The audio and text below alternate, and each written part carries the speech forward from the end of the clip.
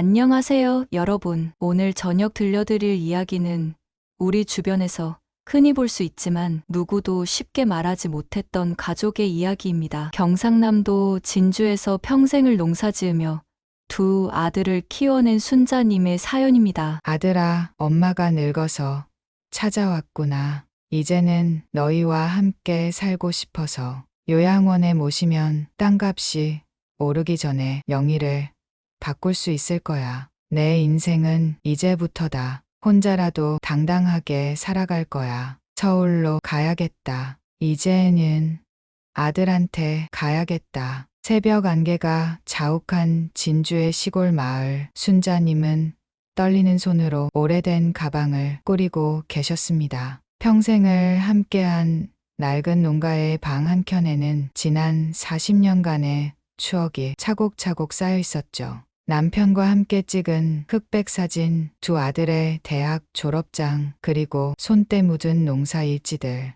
여보, 나 이제 서울 가봐야겠어요. 우리 아들들한테 병원에서 검사 결과도 안 좋다는데 혼자는 더 이상. 벽에 걸린 남편의 사진을 바라보며 중얼거리는 순자님의 목소리가 살짝 떨렸습니다. 3년 전 남편을 먼저 보낸 후 순자님은 혼자서 이 큰 농가를 지켜왔습니다. 봄이면 마늘을 심고 여름이면 고추를 따고 가을이면 들깨를 털었죠. 겨울이면 그래요. 이번 겨울은 유난히도 추웠습니다. 어머니, 이러다가 큰일 납니다. 혼자 계시면 안 돼요. 당뇨도 있으시고 혈압도 불안정하신데 서울에 있는 아드님들께 연락을 드려보시는 게. 동네 보건소 간호사님의 걱정 어린 목소리가 자꾸만 귓가에 맴돌았습니다. 병원에서 받아온 검사 결과지를 보며 순자님은 마침내 결심을 하셨습니다. 평생 단 한 번도 자식들에게 의지하지 않으려 했던 당신이었지만 이제는 도움이 필요한 때였습니다. 서울. 그곳에는 순자님의 전부인 두 아들이 있었습니다. 첫째, 현우는 대기업 부장으로, 둘째 동우는 공무원으로 일하고 있었죠. 두 아들 모두 순자님과 남편의 헌신 덕분에 좋은 대학을 나와 안정된 직장을 가질 수 있었습니다. 이 땅을 판다고 세상에. 순자 씨, 당신이 평생 일군 땅인데. 맞아요. 순영 씨. 근데 이제는 팔아야죠. 서울 가서 아들들이랑 살려면. 이웃집 순영 씨와 마지막 이야기를 나누던 날 순자님의 눈가에는 설렘과 불안이 교차했습니다. 40년 동안 피와 땀으로 일군 논과 밭을 팔기로 한 것은 쉬운 결정이 아니었습니다. 하지만 이제는 자식들 곁으로 가야 할 때라고 생각했습니다. 기다려라, 우리 현우야, 동우야. 엄마가 간다. 새벽 버스를 타고 서울로 향하는 순자님의 눈시울이 붉어졌습니다. 창밖으로 스쳐 지나가는 고향의 풍경들. 봄이면 노란 유채꽃이 피어나던 들판, 여름이면 반딧불이 날아다니던 앞마당, 가을이면 들깨 향기 가득했던 마당, 그리고 겨울이면 군고구마처럼 따뜻했던 온돌방의 기억이 스쳐 지나갔습니다. 가방 속에는 정성스레 준비한 약봉지들과 진주에서 마지막으로 수확한 마늘, 고추가 들어 있었습니다. 자식들 입맛에 맞추려 직접 담근 장아찌도 넣었죠. 시골 생활이 몸에 밴 순자님은 빈손으로 가는 것이 마음에 걸렸나 봅니다. 서울에 가면 아들들이랑 같이 살 수 있겠지. 며느리들도 이제는 나를 받아줄 때가 됐겠지.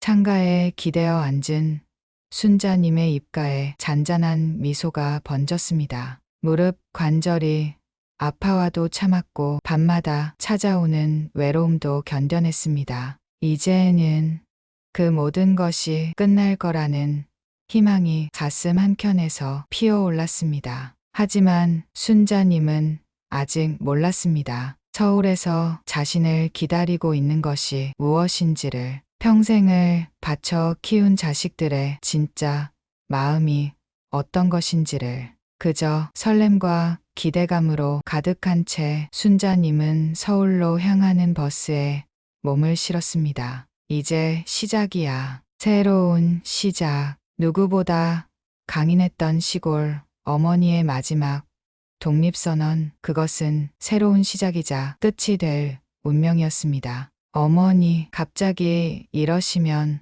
어떡해요? 첫째 아들 현우의 목소리에는 당혹감이 가득했습니다. 순자님이 서울 아파트에 초인종을 눌렀을 때 너늘이 미경 씨의 얼굴에 스친 당황스러움도 놓치지 않았죠. 기대했던 반가운 환영 대신 차가운 실내 공기가 순자님을 맞이했습니다. 아들아, 엄마가 몸이 좀 안 좋아져서.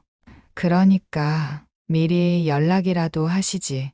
첫날부터 시작된 불편한 기류는 시간이 갈수록 더욱 짙어졌습니다. 아침이면 출근하는 아들과 며느리를 배웅하며 하루를 시작했지만 그들의 퇴근 시간은 점점 늦어졌습니다. 저녁 식사 자리에서도 대화는 최소한이었고 며느리는 휴대폰만 들여다보았죠. 어머니, 저희가 맞벌이라서요. 어머니께서 집안일을 좀 도와주시면.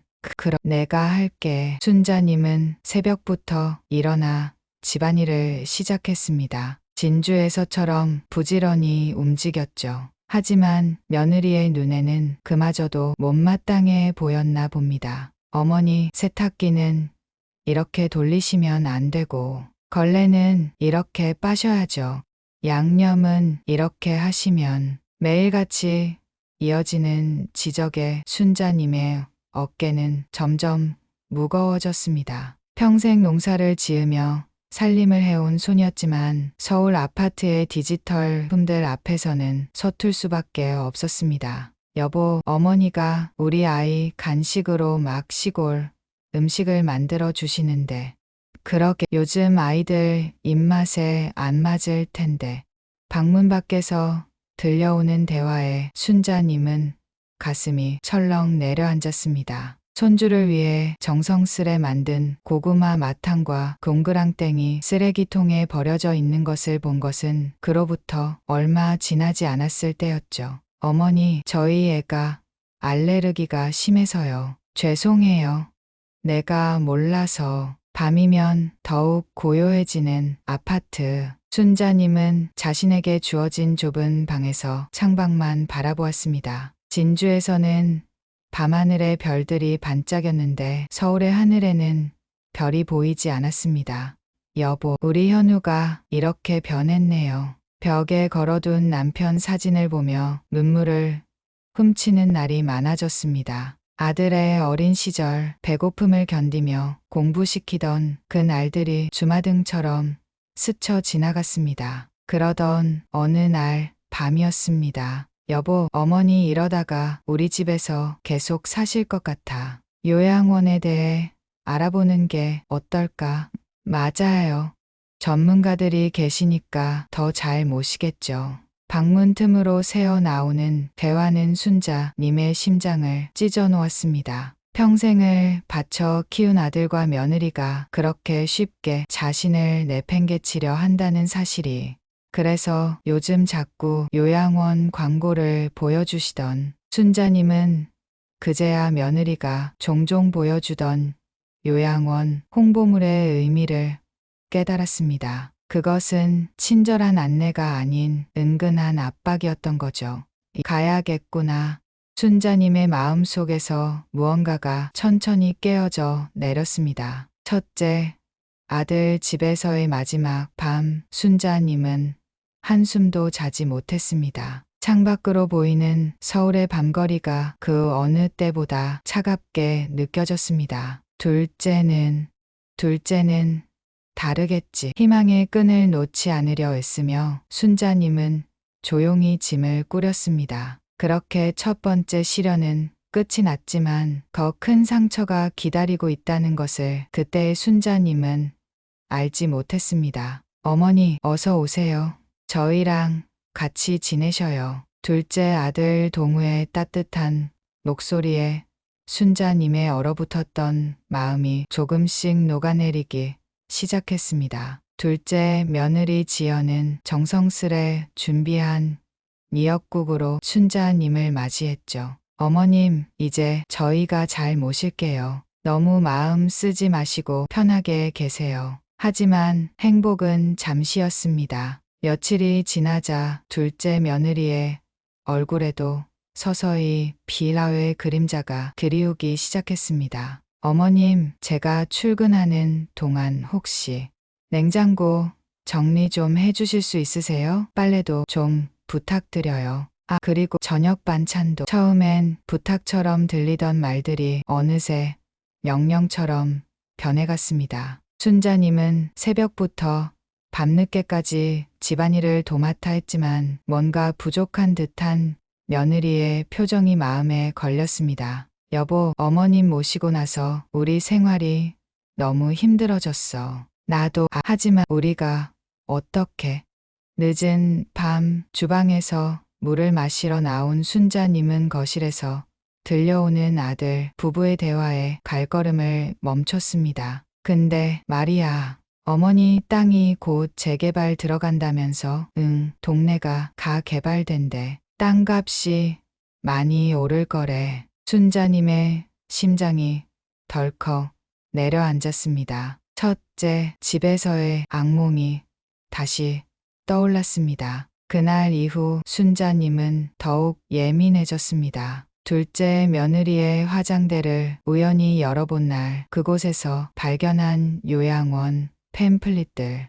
바로 첫째 며느리가 보여주던 것과 같은. 어머님, 이런 좋은 데가 있더라고요. 시설도 좋고 24시간 간호사가 상주한다고 해요. 어머님 같은 분들을 위한 특별 프로그램도 있고. 지연의 말에는 달콤한 독이 묻어 있었습니다. 순자님은 이제 그 달콤한 말들 속에 숨은 의도를 읽을 수 있었습니다. 결정적인 순간은 그로부터 얼마 지나지 않아 찾아왔습니다. 여보, 어머니를 모시고 있으면 우리 앞으로 진전이 없을 것 같아. 나도 그래. 요양원에 모시면 땅 문제도 자연스럽게 해결될 텐데. 맞아요.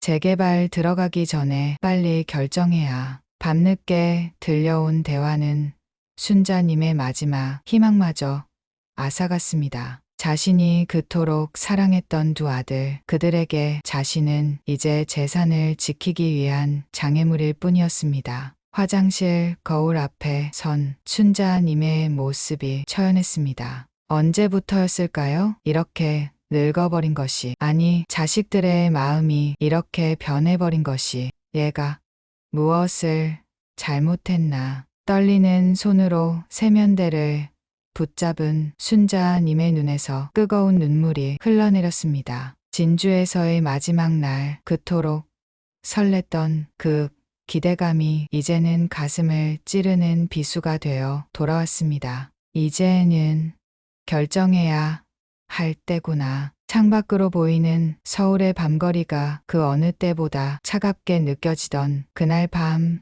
순자님의 마음속에서는 어떤 결심이 천천히 자라나고 있었습니다. 더 이상 자식들에게 기대지 않겠다는 마지막 독립선언을 준비하는 순간이었습니다. 깊어가는 밤, 순자님은 둘째 아들 집 베란다에 홀로 서 있었습니다. 서울의 밤거리는 반짝이는 불빛으로 가득했지만 그 어느 불빛도 순자님의 마음을 밝혀주지는 못했습니다. 내가 뭘 바란 거였을까? 지난 시간을 돌이켜보니 모든 것이 착각이었습니다. 자식들에 대한 기대, 함께 살고 싶다는 소망, 노후에 대한 달콤한 꿈. 모두가 순자님 혼자만의 바람이었던 거죠. 우리 현우, 동우, 어쩌다가 이렇게 변했나. 순간 진주에서의 마지막 날이 떠올랐습니다. 40년을 일구어온 땅을 팔면서도 자식들과 함께 할 수 있다는 생각에 마음이 든든했던 그때. 하지만 이제는 그 선택마저 후회스러워졌습니다. 이제는 나 하나만 생각해야 할 때인가 봐. 순자님의 마음속에서 새로운 결심이 자라나기 시작했습니다. 더 이상 자식들에게 의지하지 않겠다는 자신의 삶을 스스로 책임지겠다는 단단한 의지였습니다. 여기 있는 한, 난 그저 요양원 가기만을 기다리는 짐일 뿐이야. 책상 위에는 아들 부부가 모아둔 요양원 팸플릿들이 가지런히 놓여 있었습니다. 순자님은 그것들을 하나하나 찢어 쓰레기통에 버렸습니다. 더 이상 타인이 정해준 길을 걷고 싶지 않았습니다. 내 인생은 내가 결정해. 그날 밤 순자님은 오랜만에 편안한 마음으로 잠들 수 있었습니다. 비록 앞으로의 길이 험난할지라도 자신의 선택으로 걸어가는 길이기에 두렵지 않았습니다. 다음 날 아침 순자님은 평소보다 일찍 일어났습니다. 아들 부부가 출근하기 전 조용히 대화를 나누고 싶었기 때문입니다. 동우야, 지연아, 어머니가 할 말이 있구나. 네, 무슨 말씀이세요? 나 진주로 돌아가려고 해. 순간 아들 부부의 얼굴에 강혹감이 스쳤습니다. 그들의 계획에 없던 전개였을 테니까요. 어머니, 갑자기 무슨, 걱정하지 마라. 내 선택이야. 너희들 생각해서가 아니라 나를 위해서 하는 선택이야. 순자님의 목소리에는 더 이상 망설임이 없었습니다. 처음으로 자신만을 위한 선택을 하는 순간이었습니다. 그리고 땅 걱정은 하지 마라. 그건 내가 알아서 할 테니. 아들 부부의 얼굴이 굳어졌습니다. 그들의 숨겨진 속내를 정확히 찌른 말이었으니까요. 난 이제 내 인생을 살려고 해.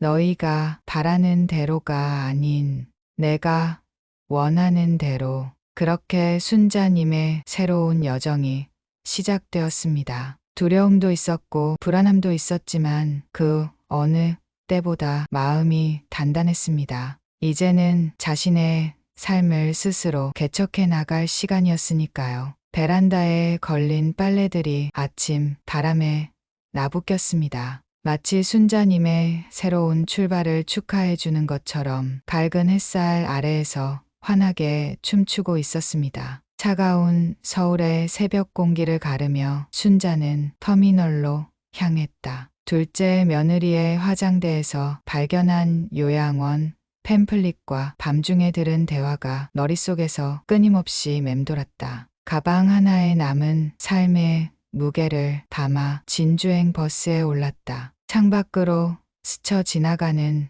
도시의 풍경이 마치 지난 시간처럼 흐릿하게 흘러갔다. 어머니, 이제 연세도 있으시고 하니까 요양원에서 편하게 지내시는 게 어떠세요? 둘째 며느리의 달콤했던 말들이 이제는 가시처럼 가슴을 찔렀다. 그동안 자신이 얼마나 순진했는지 깨달으며 순자는 쓴웃음을 지었다. 남편과 함께 평생을 일구며 모은 논밭 그리고 최근 개발 소식으로 가치가 오른다는 소문이 돈 땅. 그것이 자식들의 눈에는 그저 탐나는 재산일 뿐이었다. 진주에 도착했을 때는 이미 해가 저물어가고 있었다. 오랫동안 비워두었던 집은 쓸쓸함이 가득했지만 이상하게도 마음은 편안했다. 먼지 쌓인 가구들을 닦아내며 순자는 새로운 결심을 굳혔다. 더 이상 자식들에게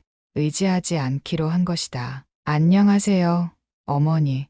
저 린입니다. 다음 날 복지관에서 소개받은 동남아 출신 간병인 린이 방문했다. 처음에는 의사소통이 어려울까 걱정했지만 린의 서툰 한국말에 오히려 정이 갔다. 린은 순자의 건강을 챙기는 것은 물론 말동무가 되어주었다. 어머니, 한국 엄마처럼 좋아요. 제 마음 알아주니까요. 린의 진심 어린 말에 순자는 뭉클해졌다. 피 한 방울 섞이지 않은 타인이 오히려 자식들보다 더 따뜻하게 자신을 대하는 것이 아이러니했다. 하지만 이제는 그런 현실을 받아들일 수 있었다. 시간이 흐르면서 순자는 자신만의 일상을 만들어갔다. 아침이면 린과 함께 근처 공원을 산책하고 오후에는 복지관에서 노래교실을 다녔다. 처음에는 어색했던 스마트폰도 린의 도움으로 조금씩 다룰 수 있게 되었다.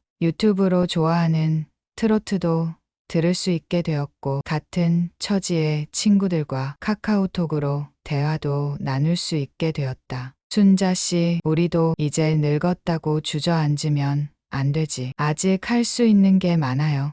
복지관에서 만난 동갑내기 친구 영숙의 말에 큰 위로를 받았다. 영숙이 소개해준 노인 일자리 프로그램에도 참여하게 되었다. 어린이집에서 아이들에게 전래동화를 들려주는 일이었다. 아이들의 맑은 웃음소리를 들으며 순자는 새로운 삶의 의미를 찾아갔다. 건강도 조금씩 나아졌다. 린이 알려준 스트레칭을 꾸준히 하고 규칙적인 생활을 하면서 병원 신세를 지는 일도 줄어들었다. 약을 챙겨 먹고 식사를 거르지 않는 것만으로도 몸이 한결 가벼워졌다. 때때로 서울에 있는 자식들이 전화를 걸어왔다. 처음에는 받고 싶지 않았지만 시간이 지나면서 마음의 여유가 생겼다. 그들의 관심이 재산 때문이라는 것을 알면서도 이제는 덤덤하게 받아들일 수 있었다. 어머니, 서울로 다시 올라오시면 어떠세요? 자식들의 제안에 순자는 더 이상 흔들리지 않았다. 대신 자신의 뜻을 분명히 전달했다. 재산의 일부는 자식들에게 나누어 주되 나머지는 자신의 노후를 위해 쓰기로 했다. 처음에는 불만스러워하는 기색이 역력했지만 순자의 단호한 태도에 결국 수긍할 수밖에 없었다. 내가 벌어서 모은 재산이야. 내 맘대로 쓸 수 있는 거 아니겠어. 땅을 팔아 얻은 돈의 절반은 자식들에게 나누어 주었다. 나머지는 자신의 이름으로 정기예금에 넣었다. 매달 나오는 이자로 린의 급여도 주고 필요한 것들도 살 수 있었다. 처음으로 자신의 삶을 스스로 통제한다는 느낌이 들었다. 복지관 친구들과 함께 시작한 텃밭 가꾸기는 새로운 즐거움이 되었다. 작은 상추 한 포기를 키우는 것도 큰 보람이었다. 수확한 채소를 이웃과 나누는 기쁨도 알게 되었다. 순자 할머니가 주신 상추로 비빔밥 해 먹었어요. 너무 맛있었어요. 옆집 청년 부부가 건넨 감사 인사에 순자는 가슴이 따뜻해졌다. 자식들에게 받지 못한 정을 이웃들에게서 받는 것이 신기했다. 시간이 흐르면서 순자는 깨달았다. 진정한 행복은 누군가에게 의지하는 것이 아니라 자신의 삶을 스스로 꾸려나가는 데 있다는 것을. 비록 늦은 나이에 때다른 진리였지만 그래도 늦지 않았다고 생각했다. 린, 오늘은 복지관에서 스마트폰 심화 강좌가 있대. 우리 같이 갈까? 아침 산책을 마치고 돌아오며 순자는 린에게 말했다. 린은 환하게 웃으며 고개를 끄덕였다. 오늘도 순자의 하루는 새로운 희망으로 가득했다. 이제 그녀는 안다. 홀로 선다는 것이 외롭다는 것을 의미하지는 않는다는 것을.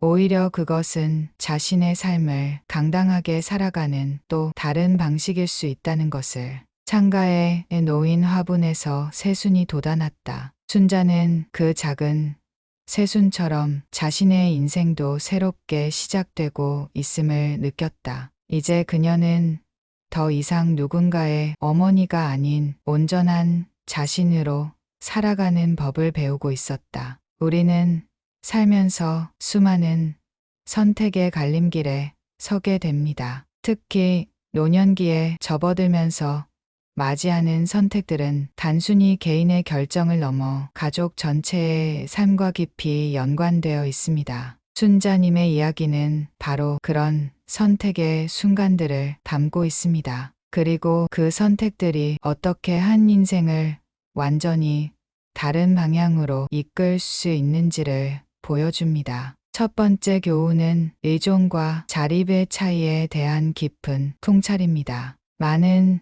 노인분들이 나이가 들수록 자녀들에게 의지하려 합니다. 이는 자연스러운 현상이지만 때로는 그러한 의존이 오히려 삶의 존엄성을 해칠 수 있습니다. 순자님은 자식들에 대한 의존을 포기하는 대신 자신만의 새로운 삶을 개척하는 용기를 보여주셨습니다. 이는 단순한 독립이 아닌 진정한 의미의 자아 실현이었습니다. 나이 들었다고 해서 누군가에게 의지해야만 하는 건 아니에요. 오히려 이제야말로 진정한 나를 찾아갈 시간일 수 있습니다. 두 번째 교훈은 관계의 재정립입니다. 피를 나눈 가족이라는 이유만으로 무조건적인 신뢰와 사랑이 보장되지는 않습니다. 순자님은 혈연 관계를 넘어 진정성 있는 새로운 인연들을 만들어 가셨습니다. 린이라는 간병인, 복지관의 친구들, 이웃들과 맺은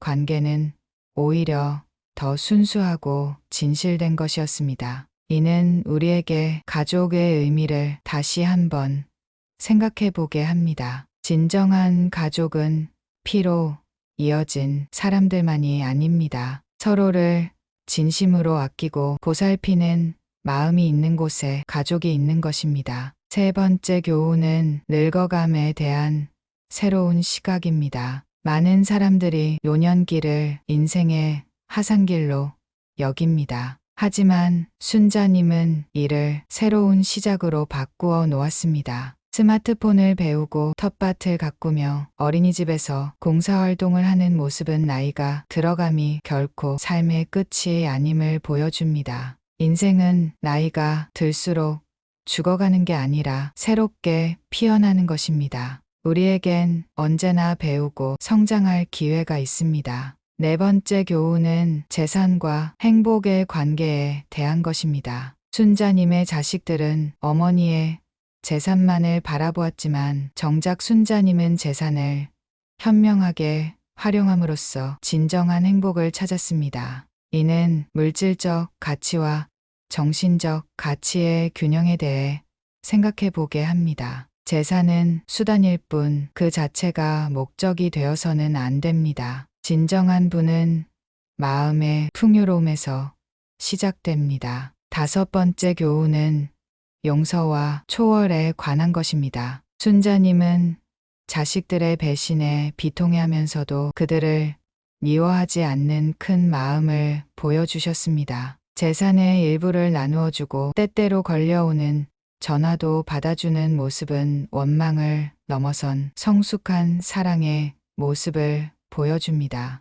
미움은 미워하는 사람의 마음만 아프게 합니다. 용서는 나 자신을 위한 선물입니다. 여섯 번째 교훈은 공동체의 중요성입니다. 순자님은 홀로 살아가는 것이 아니라 새로운 공동체를 만들어가며 살아가는 모습을 보여주셨습니다. 이는 현대 사회에서 점점 잊혀져가는 공동체의 가치를 일깨워 줍니다. 한 사람이 혼자 살아갈 수는 있지만 함께일 때 우리는 더 행복해질 수 있습니다. 마지막으로 순자님의 이야기는 희망에 대한 메시지를 전합니다. 인생의 어느 순간에서도 새로운 시작은 가능하다는 것, 그리고 그 시작은 결코 늦지 않았다는 것을 보여줍니다. 여러분, 당신은 결코 혼자가 아닙니다. 언제나 새로운 시작을 할 수 있는 용기가 당신 안에 있습니다.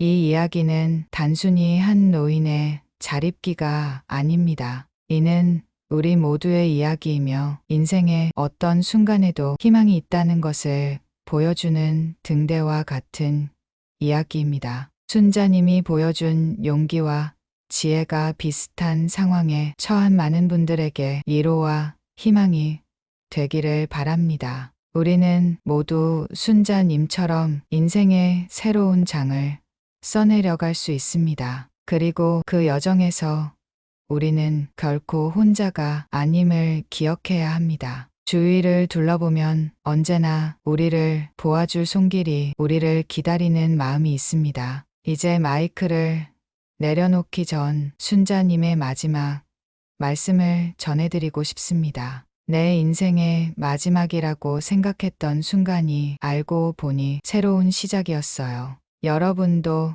포기하지 마세요. 언제나 희망은 있습니다. 여러분, 오늘 순자님의 이야기를 들으며 어떤 생각이 드셨나요? 나이 들어 자식에게 의지하고 싶은 마음. 하지만 그 속에 숨겨진 쓸쓸한 현실. 우리 모두가 한 번쯤 생각해봐야 할 이야기가 아닐까요? 순자님께서는 이제 자신의 삶을 스스로 개척해 나가고 계십니다. 혼자라는 것이 외롭고 두렵지만 때로는 그것이 가장 현명한 선택일 수 있다는 걸 보여주셨습니다. 오늘 밤 우리 모두 자신의 삶을 돌아보는 시간을 가져보는 건 어떨까요? 내일은 더 따뜻한 이야기로 찾아뵙겠습니다. 행복한 밤 되세요.